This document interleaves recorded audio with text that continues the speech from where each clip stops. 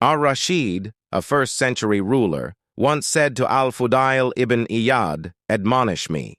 Al-Fudail said, "O leader of the faithful, indeed your grandfather Al-Abbas, the uncle of the Prophet, may the peace and blessings of Allah be upon him, once went to the Prophet and said, 'O Messenger of Allah, appoint me to be a leader.' The Messenger of Allah said, 'My uncle indeed being a leader leads to sorrow and regret on the day of resurrection. If you are able to go without ever being a leader, then do so.'" Ar-Rashid was moved to tears. He said, "Give me more."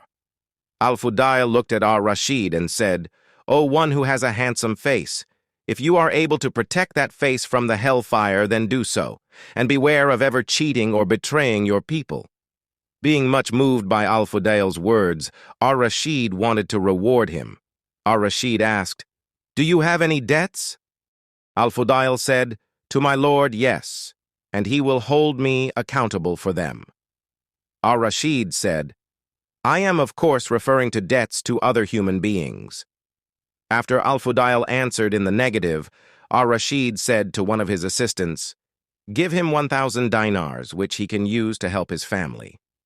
Al-Fudail was greatly offended by these words and said, "Subhanallah, how perfect Allah is. I am guiding you to safety and you want to reward me with this paltry worldly sum." He then left, having refused to take anything. Moral. From this story, we can learn some of the characteristics of a good ruler, one being that they kept the scholars close for advice, and they were open to that advice.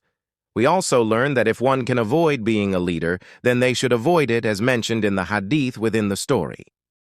We also learn of the sincerity of Al-Fudail, in which he wanted to give advice purely for the sake of Allah and not for any worldly gain, and that he valued knowledge of the hereafter far more than material possessions.